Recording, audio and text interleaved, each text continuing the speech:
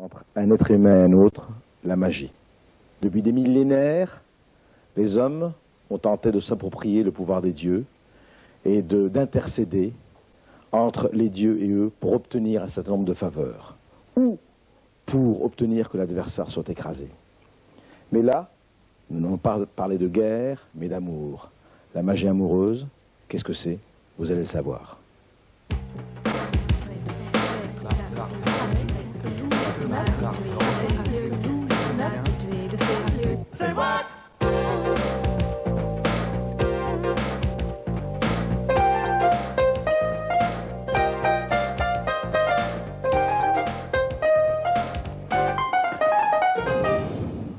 Hécate, vous êtes sorcière luciférienne. Tout à fait. Vous pratiquez la magie blanche ou noire, ou les deux? Pour moi, il n'y a ni magie blanche ni magie noire. Je crois qu'on peut faire du bien avec du mal et du mal avec du bien.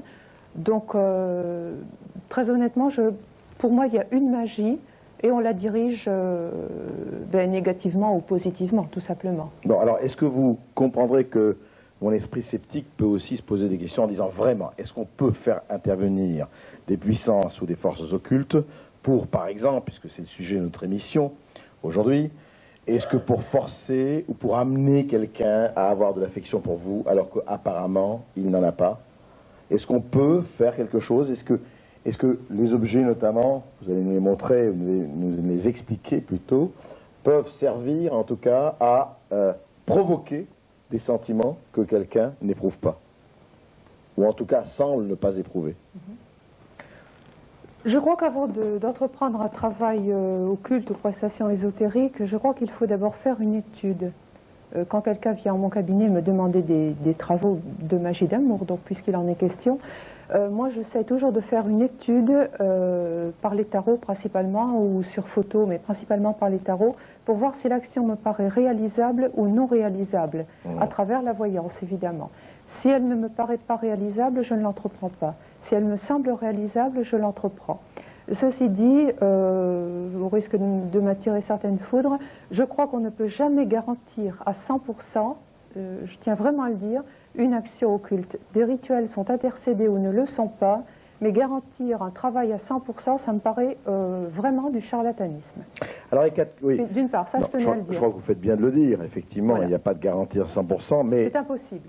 Bon. Alors, bon, si moi je garantis mes travaux à 100%, demain je suis multimilliardaire et je ne serai pas forcément là, je veux dire. C'est vrai. Ça me paraît très clair. Milliardaire, elle serait aux Bahamas, en train de ritualiser les arbres. Probablement. Ah, ce serait gentil, Hécate. Non, moi ce que je voudrais savoir, c'est que vous m'expliquiez un peu vos clients, enfin les gens qui viennent vous voir, viennent vous voir par exemple. Vous pouvez me donner un exemple, viennent vous voir pourquoi? En disant, voilà, j'aime cet homme et j'aimerais qu'il m'aime plus, ou j'aime cette femme et j'aimerais... Qu'est-ce qu'ils vous demandent?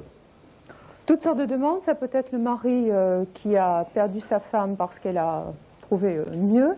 Ça peut être l'inverse, évidemment. Ça peut être une attirance pour quelqu'un qu'on a rencontré, mais il n'y a pas eu de... il ne s'est rien passé du tout. C'est tout à fait variable. Hein. Alors, vous pouvez m'expliquer un peu les objets que vous avez, en tout cas certains, comment les utilisez-vous? Oui. Supposons qu'une femme, puisque la clientèle dans ce domaine est essentiellement féminine, hein, je dirais 9 personnes sur 10. Hein. Donc moi je vais confectionner... Femmes qui veulent rattraper leur mari qui se débine, c'est ça? Un peu? Oui, absolument. Donc, il faut le dire. Absolument. Donc le mari n'est pas là, il faut le rattraper, alors voilà. Qu'est-ce que vous faites par exemple? Donc je vais préparer moi-même ce que l'on appelle des dagides ou figurines de cire ou poupées, peu importe. Je vais les confectionner moi-même, de préférence en cire vierge. Et je vais incorporer, donc l'une va représenter le mari, l'autre va représenter la personne donc à faire revenir, donc la femme en l'occurrence. Je vais, en préparant ces dagides, introduire des éléments corporels des deux protagonistes, à savoir éléments corporels, cheveux, ongles, sécrétions féminines, sperme, enfin tout ce qui touche directement à la personne, salive. Je vais donc incorporer tout ça au cours de préparation et par des rituels particuliers, je vais donner vie à ces figurines, ce qui me permettra de les travailler, je dirais sans la présence des personnes Ces figurines n'ont pas besoin d'être ressemblantes.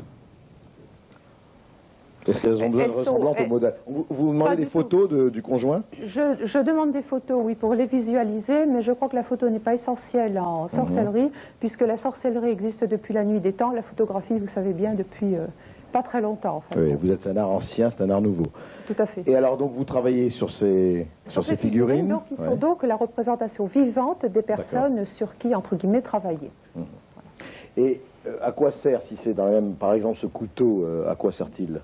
Donc ça, c'est un couteau rituel ou de son nom savant, atamé, qui va servir donc à appeler donc les forces occultes et à les canaliser en fait. C'est un petit peu c'est une arme à double tranchant. Disons que le sorcier se protège avec ça, mais en même temps il attire les forces également. Il pourra aussi en fin de rituel les dissoudre. Certains emploient l'épée également. D'accord. Et simplement, et là donc, et la bougie que vous avez mis là? La bougie je pense que c'est un support plutôt de prière pendant que les invocations se font. Par la flamme et par le feu dont on sait très bien qu'il est purificateur. Je crois que ça aide plutôt à la prière et aux invocations, tout simplement. De même que l'encens. Vous vous intéressez beaucoup au phénomène de sorcellerie, notamment en Bretagne et ailleurs. Vous avez beaucoup travaillé sur tous ces phénomènes. Est-ce que cette notion de rituel-là, elle existe vraiment depuis toujours? D'abord, je vous ai vu réagir quand Ekat a parlé du force de la bougie. Oh, j'ai réagi parce que oui, ça va de soi. La bougie, c'est la prière qui s'élève et qui aide à l'élévation de la prière. Non, tout ce qu'elle a dit m'est parfaitement connu. Simplement, j'aurais bien voulu qu'elle précise. Elle a dit, voilà, j'utilise certains rituels après. Ah oui, mais là, il faudrait un peu les dire. Le couteau, très bien, tout le monde le sait. L'adagite, très bien. Mais là, on reste dans du domaine des lieux communs. Moi, ce qui m'intéresse en tant qu'ethnologue, et puis je pense aussi ce qui intéresse le public, c'est, bon, très bien, des rituels, oui, mais alors, ils sont constitués de quoi? S'il y a des formules, quelles sont-elles, etc. Là, j'aimerais plus de précision pour, en fait, savoir comment font réellement les sorciers. Le problème, non, c'est vrai, alors Dominique, je ne veux pas répondre à la place des quatre. Le vrai problème, c'est que là, il aurait fallu qu'elle nous fasse un rituel ici, ce qui prendrait la totalité de l'émission. Elle peut nous le décrire en quelques mots. Mais elle peut nous dire en quelques mots, effectivement, comment se pratique un rituel, si vous en faites plusieurs, de plusieurs genres ou pas. Qu'est-ce qu'elle fait exactement sur les poupées, par exemple? Plusieurs, c'est évident. Pour un même travail, bien sûr qu'il y a plusieurs rituels, il n'y en a pas qu'un seul. Rituel d'ouverture, donc ensuite à des heures planétaires favorables, bon, il y en a en quantité variable. Comment se compose un rituel? Ce qu'on appelle le retour d'affection classique. Oui, parlons de ça. Voilà, donc moi je vais donc, comme je l'ai dit, fabriquer ces dagides en introduisant donc ces éléments corporels. Alors, à l'aide d'un rituel approprié, mais je ne le sais pas par cœur, Dominique. À l'aide d'un rituel approprié, donc je vais donner vie à ces figurines, oui. Voilà. Donc il va y avoir la phase de consécration, en fait. Bien, ensuite, c'est un petit peu difficile, c'est très bien. Ce qui va me servir beaucoup ensuite, ce sont ces fameux clous, encore entre guillemets. D'accord.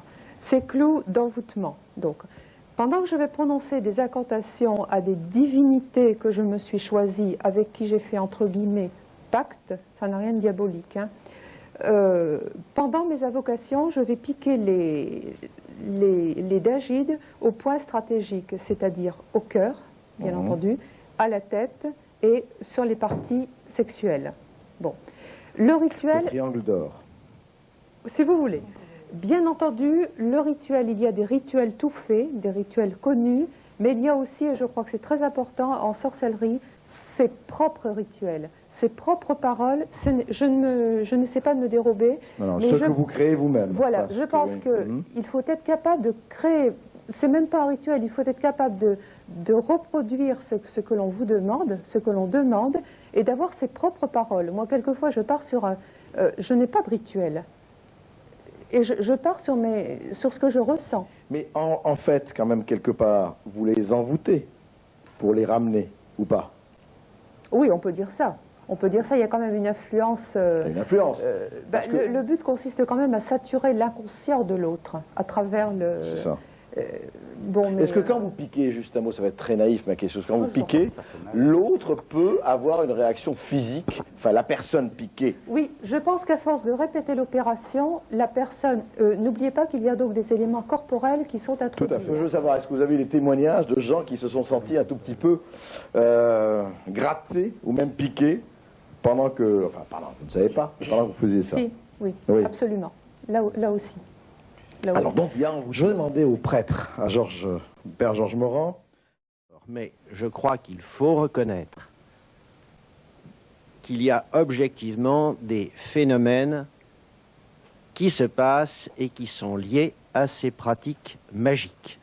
L'antiquité de ces rites magiques n'aurait pas pu tenir, et en particulier dans la civilisation scientifique et technique que nous connaissons, si, d'une manière ou de l'autre, il n'y avait pas quelque efficacité. Ça peut se résumer très simplement.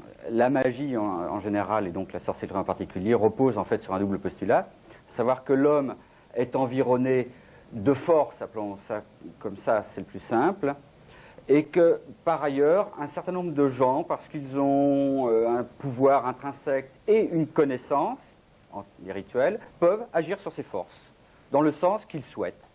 Donc c'est pour ça qu'il n'y a Ils ont des qu'une seule pouvoirs. magie. Voilà. Ça repose sur ce deux types de postulats. Est-ce que vous expliquez à la patiente qui vient vous voir, ou à la personne qui va vous voir, comment vous allez opérer, ou ils ne le demandent pas en général? Est-ce qu'ils vous le demandent ou pas?